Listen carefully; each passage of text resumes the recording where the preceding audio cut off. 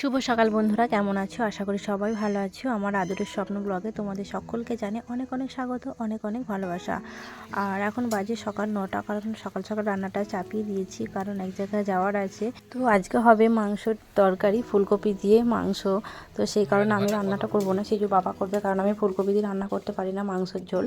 তো ও সেই কারণে মশলাগুলো আগে ভেজে নিচ্ছে। তো ফুলকপিটা আগে ভাজা হয়ে গেছে, আর পেঁয়াজ, গরম মশলা এসব দিয়ে সমস্ত কিছু ভেজে নিয়ে মাংসটা দিয়ে দিয়েছে।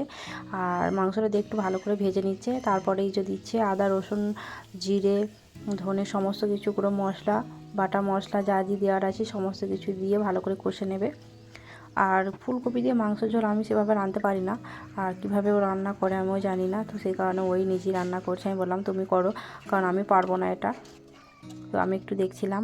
তো ভালো লাগলে অবশ্যই কমেন্ট করবে যে ফুলকপি দিয়ে মাংসের তরকারি কীরকম হয়েছে। তো সমস্ত ধরনের গুঁড়ো মশলাগুলো দিয়ে দিচ্ছে এক এক করে।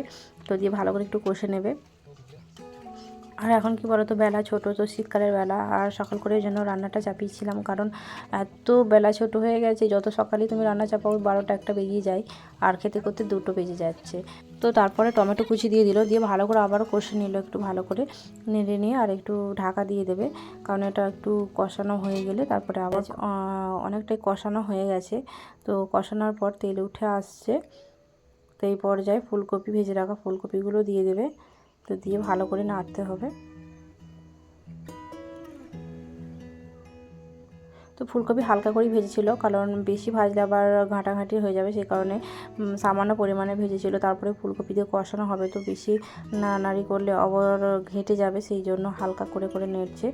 তো ভালো করে কষিয়ে, কথা বলতে ফুলকপি একভাবেই ঝোল, ঝাল, ভাজা, পোস্ত এরকম একঘেয়েমি খেয়ে খেয়ে আর ভালো লাগে না। সেই কারণেই যে ফুলকপি বেশ একটা ভিন্ন ধরনের রান্না করে খাওয়া হবে। তো সেই জন্য আবার এই মাংস দিয়ে এই রান্না করা হচ্ছে, কারণ আমি কোনো দিন খাইনি মাংস দিয়ে। তো ও খেয়েছে, সেই জন্য ও রান্নাটা করলো। তো ফুলকপি দিয়ে মাংসের তরকারি সবাই বলে ভালো হয়, অনেকে খেয়েছে। তো আমার ফার্স্ট টাইম আমি খাবো। তো কীরকম হবে অবশ্যই বলবো তোমাদেরকে, কীরকম রান্নাটা করেছে। তো পরিমাণ মতো জল দিয়েছে, কারণ বেশি ঝোল ভালো লাগে না, তো মাখা মাখা হবে, সেই কারণে পরিমাণ মতো লবণ দিয়ে দিল, আর পরিমাণ মতো জল দিয়ে দিল। তো দিয়ে একটু ভালো করে ফুটতে দেবে।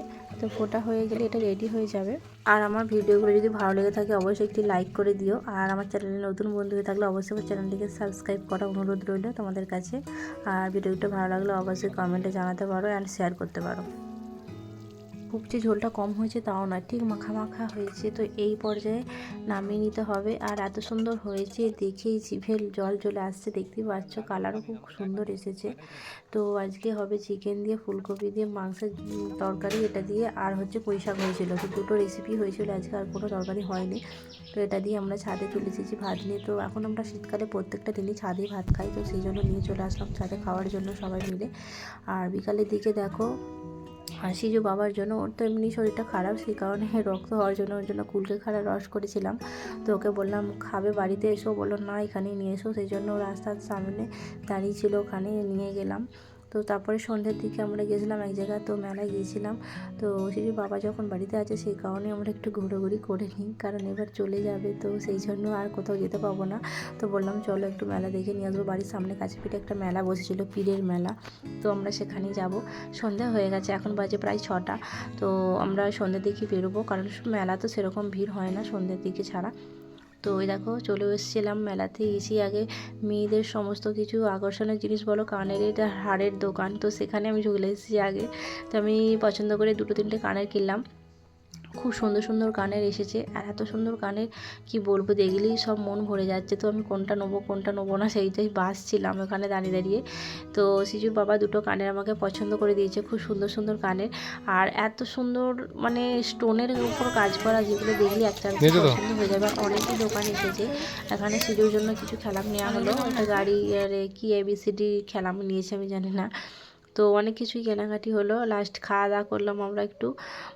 খেয়ে দিয়ে বাড়ি চলে আসলাম। আর কি করব, রাতও হয়ে গেছে, ঠান্ডা তো অতিরিক্ত ঠান্ডা, বাইকে করে গিয়েছিলাম যেহেতু, আসতে এত পরিমাণ ঠান্ডা, কেঁপে কেঁপে এসেছি বাড়ি। আর এই দেখো সিজুর জন্য ওর বাবা বই নিয়ে এসেছিলো, তো সিজুর বই আর খাতা শেষ হয়ে গিয়েছিলো, তো সেই কারণে বইগুলো ছিঁড়ে গিয়েছিলো, তো আবার নতুন করে নিয়ে আসা হলো। আর এমনি কি বলো, বাচ্চা ছেলেদের এমনি বেশি বেশি করে নিয়ে আসতে হয়, একদিন দুদিন পড়বে তারপরেই দেবে পাতা চলে গেছে, উড়ে গেছে, ছিঁড়ে গেছে, চিবিয়ে খেয়ে নিয়েছে, ওর এমনই রাবারটাকেও চিবিয়ে খেয়ে নিয়েছে, সেই কারণে আবার রাবার কিনে আনা হলো। তো কতবার কিনে আনতে হবে তার ঠিক নেই, এখন যতদিন না বড় হয়েছে ততদিন তো বেশি বেশি কিনেই আনতে হবে না, ছোট আছে যেহেতু। আর আজকের রাত্রে খাবার হচ্ছে আমার বিশেষ করে দুধ আর আলু ভাতে হলেই ভাত খাওয়া হয়ে যায়, সেই জন্য আমি দুধ আর আলু ভাতে নিয়েছিলাম, আর ওদের সবজি ডাল হয়েছিল। তো আজকের ভিডিওটা এখানেই শেষ করছি, দেখাবো অন্য একটি ব্লগে।